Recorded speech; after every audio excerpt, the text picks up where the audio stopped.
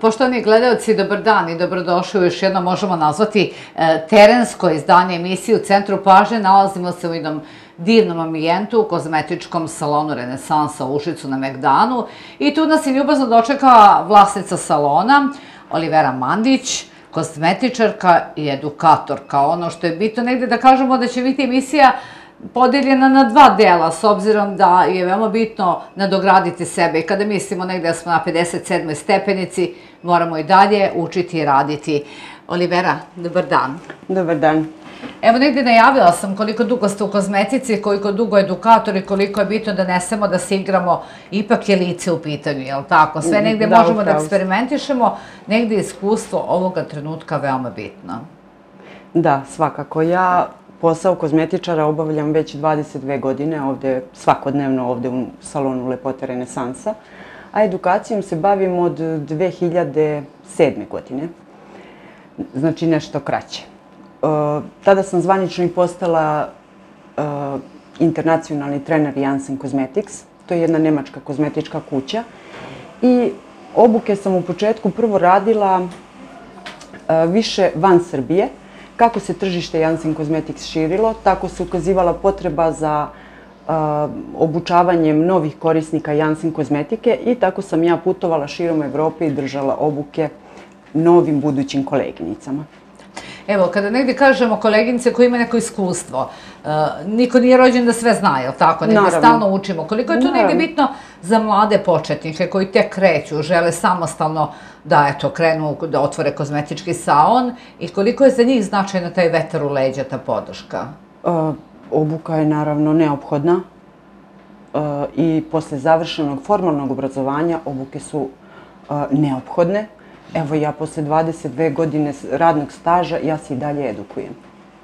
I sada sam trenutno u procesu jedne nove obuke, nečeg novog što planiram da donesem u Srbiju, a prvo će biti ovde, naravno, kod nas u Renesansi. Da, to je sjajno negde, je li tako?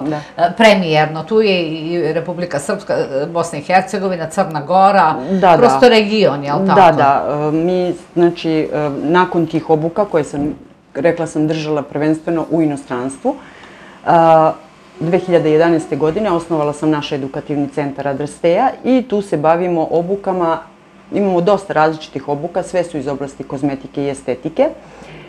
Naše obuke su akreditovane od strane Ministarstva prosvete Republike Srbije, odnosno Adrastea, edukativni centar Adrastea nosi naziv JPOA, javno priznat organizator obuka. To podrazumeva da je naš edukativni centar ispunio sve standarde koje od nas očekuje Ministarstvo prosvete i da smo na taj način dobili mogućnost da se naše obuke koje držimo akredituju.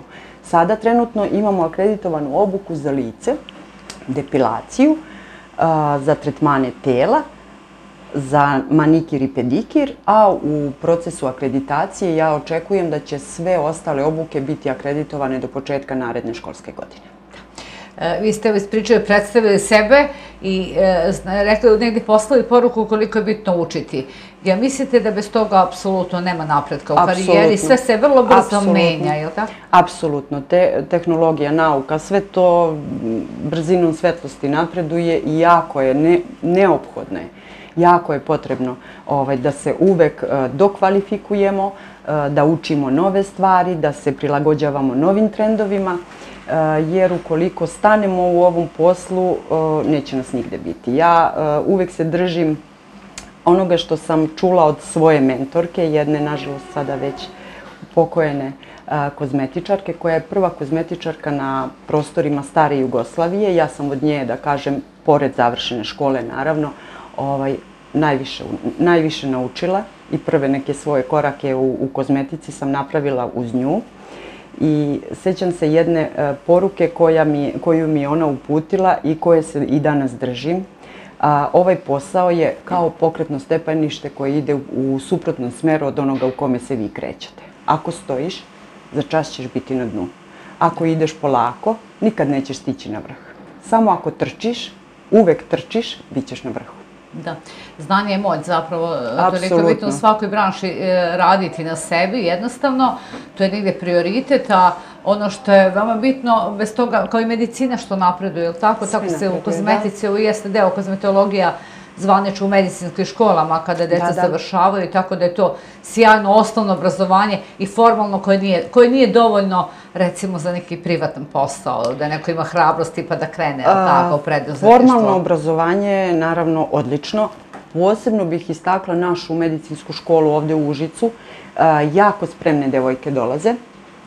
Mnogo spremnije devojke iz naše srednje medicinske škole, koje su kozmetički tehničari, dolaze dosta spremnije za rad nego devojke koje su završile neku drugu srednju školu, a kasnije završile visoku strukovnu školu.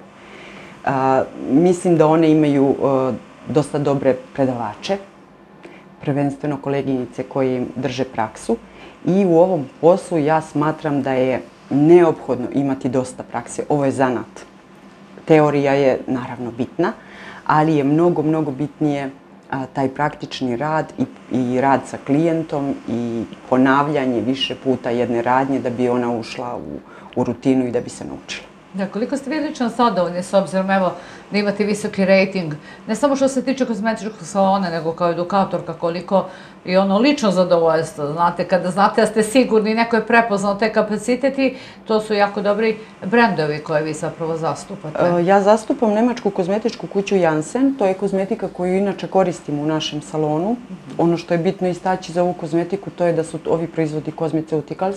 Ne znam koliko ste vi i vaši gledaoci upućeni u to, ali samo proizvodi koji ispunjavaju određene uslove mogu nositi oznaku Cosmeceuticals. To su proizvodi koji su na granici između kozmetike i farmacije.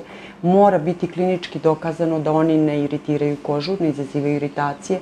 Alergijske reakcije moraju biti svedene na minimum, koža ih mora dobro podnositi i ono što je najbitnije, klinički dokazano, znači rezultati tih kliničkih ispitivanja moraju dokazati da oni rade. Sve ono što je navedeno na deklaraciji tih proizvoda mora biti dokazano rezultatima kliničkih ispitivanja.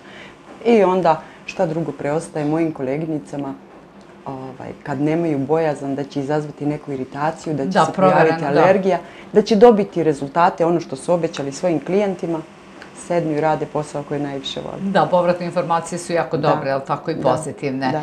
Da, to je zaista bila zanimljiva priča, možda manje poznata. Evo kada kažemo kozmetički salon, vi tu radite, ulepšavate dame, jel tako, i muškarce, jel tako? Da, naravno. Da, koliko je to sad trend? Ne pređemo na sad ovaj zanimljiviji deo. Kažu, imperativ je, lepota je imperativ. Ja se slažem donekad sa tim i treba da budemo negovane, lepe, ali tu su i muškarci, jel tako, koji vrlo vode brigu o svom izgledu. Mlađe generacije dosta više nego starije. Kod pubertetlija, kada tek krenu ti problemi na koži, kada krene pubertet, podjednak je broj i dečaka i devojčica koji dolaze. Dečaci se povlače iz kozmetičkog salona kada se problemi na njihovom licu srede, kada se pubertet završi i sve posledice tih akni budu rešene. I onda se ponovo pojavljuju kada krenu tragovi starosti, a to je posle neke 40. godine. A devojke su tu dosta redovnije, one kreću u vreme puberteta i nastavljaju da se neguju do kasne starosti. Da. To je negdje bitno, rekli smo, negdje se i demonstrira ta lepota žena više nego muškaraca, je li tako? Imperativ je biti lep, biti večno mlad. Da, danas je takvo vreme. Sve je dozvoljeno, sve može, samo ne smeš da budeš star i ružan. Da, izgleda da je tako. Da, nekada su to bilo... Dobro, sad je to najbitnije da mi negde pokušamo da objasnimo ljudima, ja sam za sve metode naravno, ali za one manje agresivne uvek negde u kontinuitetu održavati negu lica, negu tela, ruku, vrata i sve ostalo, celokupno zapravo negu. Koliko je to uspešno ako mi to radimo u kontinuitetu, da bi ostaje onako vrlo jedne očuvane, jedre, zdrave kože, je li tako? To je negdje bez sad nekih velikih hiruških intervencija, mnogo je lakši ovaj put i prijatniji. Prijatniji, da. Pa znate kako, proces starenja je prirodna pojava i još se nije rodio niko ko je uspeo da ga zaustavi. Ali redovnom i pravilnom, prvenstveno moram da istaknem pravilnom negom, proces starenja se može znatno usporiti. I to je u stvari uloga kozmetičara, uloga kozmetičkih salona i potreba redovnog odlaska u kozmetički salon.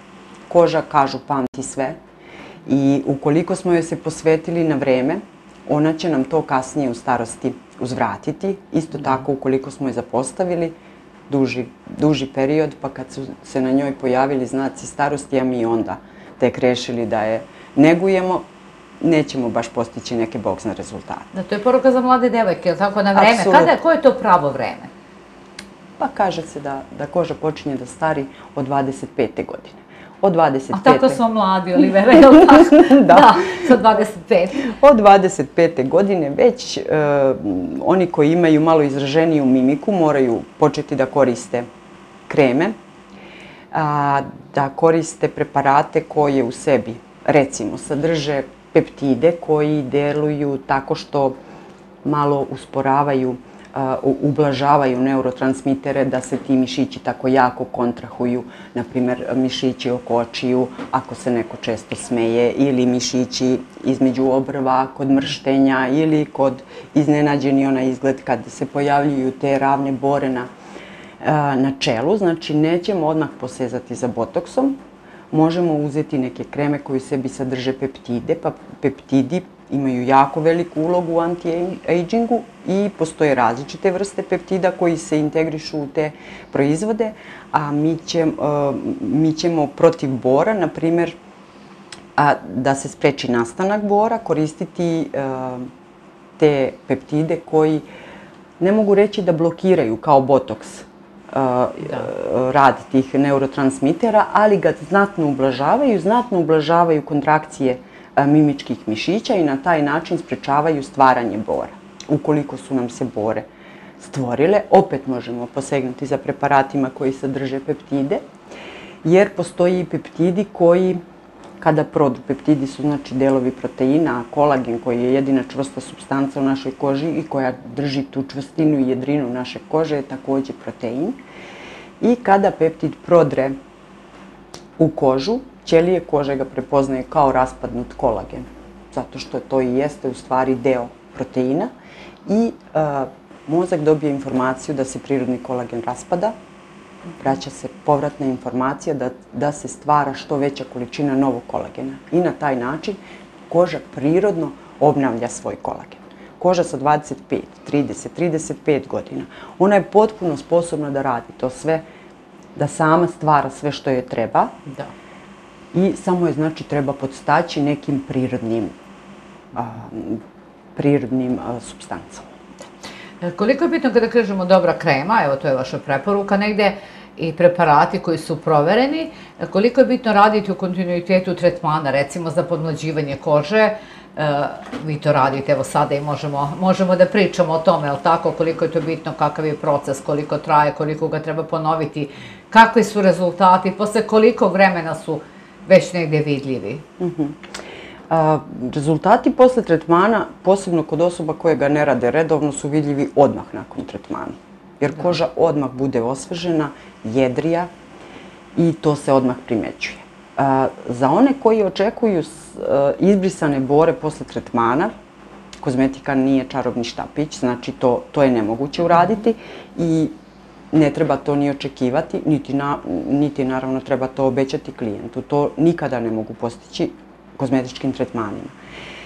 Da kožu, trenutno stanje, ono koje imamo na koži, blago popravimo i što duži period zadržimo kožu u tom stanju, to možemo. Da peglamo bore, kozmetičkim tretmanima to ne. Da koža postane jedrija, svetlija, čistija, jednostavno da bolje izgleda, da zablistate, to možemo i to možemo postići na duže staze. Pored kozmetičkih tretmana, naravno, meni je ovde u salonu u interesu da se dolazi redovno na kozmetičke salone, jer je to moj posao, ja od toga zarađujem. Ali mnogo bitnije od kozmetičkih tretmana je kontinuirana, dobra, pravilna kućna nega. Najbitnije je ono što radite kući svakodnevno. Jer ako vi svakodnevno nanosite lošu kozmetiku ili ne nanosite nikakvu kozmetiku, ja ne mogu ništa da uradim kada vi jednom mesečno dođete kod mene na tretman. Preporuka je da se tretman radi jednom mesečno, zato što prirodna regeneracija kože traje 28 dana i svaki put kad se na površini kože pojave nove ćelije, potrebno ih je podstaći nekim preparatima. U tretmanima, znači, potpomažemo se i aparatima.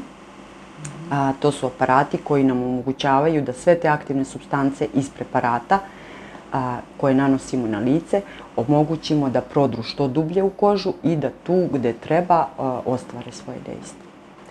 Evo, negdje ste rekli koliko neki savjeti mogu da nam pomognu kao priprema za jedan tretman. Šta mi možemo u kući da uradimo osim dobre kreme, recimo?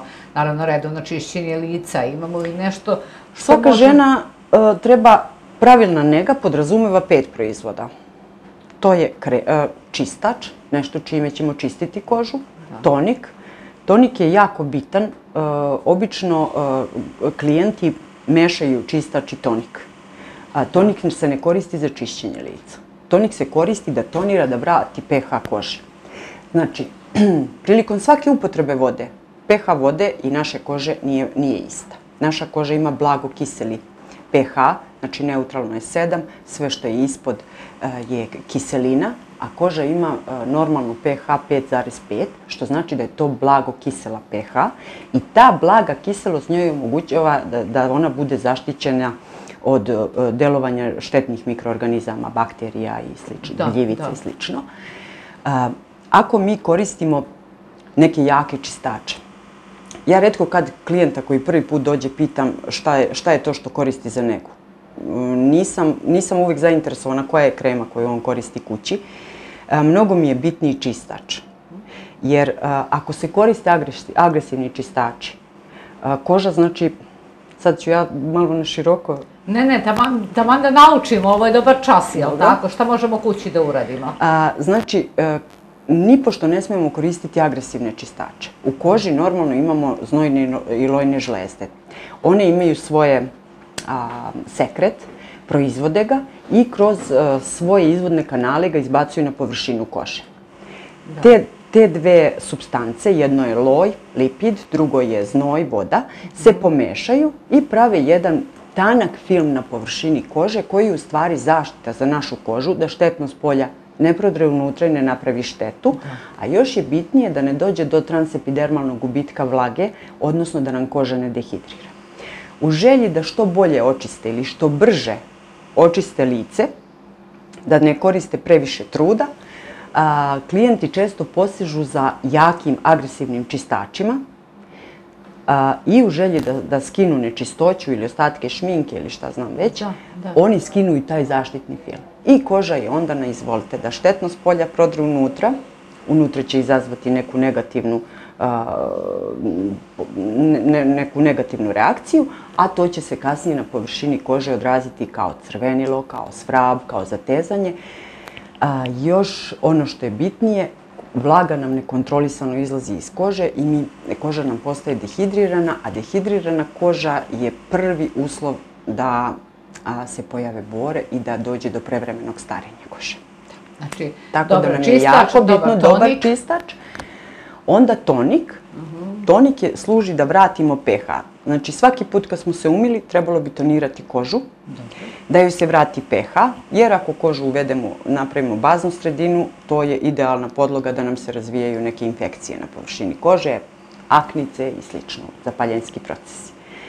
Onda treba nam, to je drugi proizvod, treći proizvod je serum, četvrti proizvod je krema i peti proizvod je antirid, dakle krema koja je namenjena samo za negu područja oko očiju. To bi bilo taj zadatak kući, jel' tako, svim damama, a sve ostalo je, jel' tako, u vašim rukama. To je negdje bitno, vi ste i rekli koje su kreme. Tretman se preporučuje, rekli smo, jednom mesečno da se radi. Sada postoje tretmani koji se rade u serijama, neki od njih se rade na 2 nedelje, na nedelju dana, to sad zavisi od problematike na koju naiđemo na koži i od toga kako ćemo raditi tretmane. Što se tiče ovog letnjeg perioda, sad nam je leto pa da pričamo o takvoj nezi, što se tiče ovog letnjeg perioda, znači mi sada ne možemo da radimo nikakve agresivne tretmane, niti neke invazivne tretmane, mi moramo sada samo da radimo lagane tretmane i da održavamo ono što smo postigli tokom proleća, jeseni i zime. I malo hidracije, je li tako? Da, samo hidriramo, regenerišemo. Da, i regenerišemo i sve, ali sve su to lagani tretmani, to se ne može ništa u toku leta, do tamo kraja septembra ne radimo ništa što je invazivnije, a onda krećemo na te i češće tretmane koji se radi u serijama i koji su dosta invazivni. Recimo, koji su to tretmani koji se rade u serijama? Šta je problematika tu, recimo, jedne osobe? Pa, na primjer, evo sad šta će da nam se desi odmah posle leta, hiperpigmentacija, pojava fleka. To je preterano izlaganje suncu, nepravilno, nekorišćenje zaštitnog faktora i eto ih fleke. Da, i moraju se... I ljudi vole da se sunčaju i leže na suncu i po ceo dan su na suncu i ne brinu, ništa im se ne dešava, ali to se ne dešava lagano, postepeno, nego samo se jedan dan vratite sa letovanja i potpuno ste pegavi. Da, rekla ste, organizam pamti sve lice, pamti sve. Preporuka što se tiče sunčanja, može li tu da zaštiti onaj najjači faktor ili zaista moramo da budemo obazrivi? Evo, na primjer, mi smo sada, kao što sam rekla, ja sam Janssen Cosmetics trener. Katarina je pre 2 godine postala takođe Janssen Cosmetics trener i ono čime bih ja voljela da se pohvalim, to je da je ona najmlađi trener u Evropi. To je vaša ćerka? Da. Ona je najmlađi trener u Evropi i obzirom da neke velike zemlje, države nemaju svog trenera,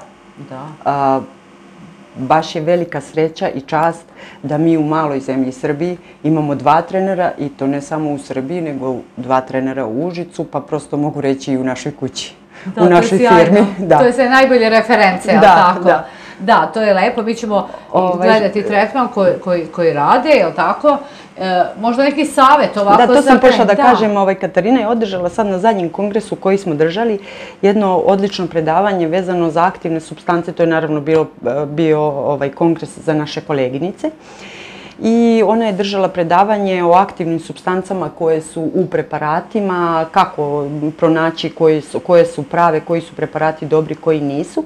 I između ostalog govorila je i o SP faktoru i primetila sam da i naše koleginice su se jako zainteresovale za to. Ni one nisu baš potpuno ubeđene kako odlučiti koji je to faktor koji treba da se koristi. Pa pretpostavljam onda da ni ljudi koji se ne bave ovim poslom još manje znaju. Znači, kako, obzirom da je 80% vidljivih znakova starosti na koži izazvano sunčevim zracima, znači neophodno je sada u toku leta po ovim vrućinama da se koristi SP faktor. Kako ćete odlučiti koja je to količina faktora, koji je to faktor koji je za vas? Svako može da proceni da ne koristeći nikakvu zaštitu, kada stoji na suncu, za koje vreme će da dobije onako da, ne da izgori jako, ali da već počne da peče i da se to malo zacrveni. Evo, na primjer, za mene je to 20 minuta. Broj minuta ćete pomnožiti sa faktorom koji piše na preparatu i dobit ćete koliko je to vremena, koliko možete da se izlažete suncu. Znači, ako uzmemo faktor 20 i pomnožimo ih sa mojih 20 minuta, mi dobijemo 400 minuta. Da. To je, kada podelimo sa 60, nekih 9 sati. Ja sigurno neću provesti više od 9 sati danas na suncu i meni je to i više nego dovoljan. Ja, na primjer, koristim faktor 15. Kada ga pomnožim sa tim minutima koje ja mogu da budem na suncu bezbedno da ne izgorim, i dobijem satnicu, u principu ja ni toliko ne provedem na suncu, tako da to je faktor koji ja koristim. I svako to može. Ko je svetlije puti, on izgori posle 5 minuta. On će faktor množiti sa 5, neće sa 20 kao ja. Nadam se da sam bila razumljiva. Da, potpuno, evo. Ja taj problem imam što odmah pocrvenim, tako da je svetla i providna. Evo, negde savjetodavno za mlade ljude, mlade žene koje kreću, bave se preduzetištvom, jedan jedini možda izbor ili želja, žarka da budu kozmetičari. Negde ste to na početku i rekli koliko je bitno znanje, koliko je bitna edukacija. evo, i savjet damama, da se sačuvamo ovoga leta, da ne dobijemo flekice, Fleke, da. pa od septembra da krenemo sa negom, je li tako? Da, od septembra neka intenzivnija nega, ali svakako u toku leta neophodna je hidratacija. Neophodna je hidratacija i mnogo dobra kućna nega, potpuna kućna nega. Da, evo negde rekli smo I zaštitni faktor. Čim ujutru ustanete, umivanje, zaštitni faktor. Rekli smo da se niko nije izborio da ostane mlad, da ostane večan, ali negde možemo to da sprečimo na najbolji mogući način koliko, evo, negde da brinemo o sebi, kao što brinemo kako nam rade srce i bubrezi, koža je najveći organ, tako da negde zaista treba da posvetimo i licu i telu, tako da evo, to je to otprilike, negde to je i poenta ove priče. Da.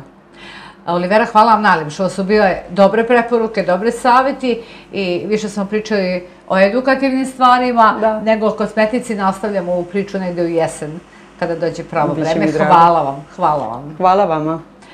Poštovani gledalci, hvala i vama na pažnji. Mi se vidimo ponovo sutra od 18 časova. Želim vam prijatan i ugodan dan.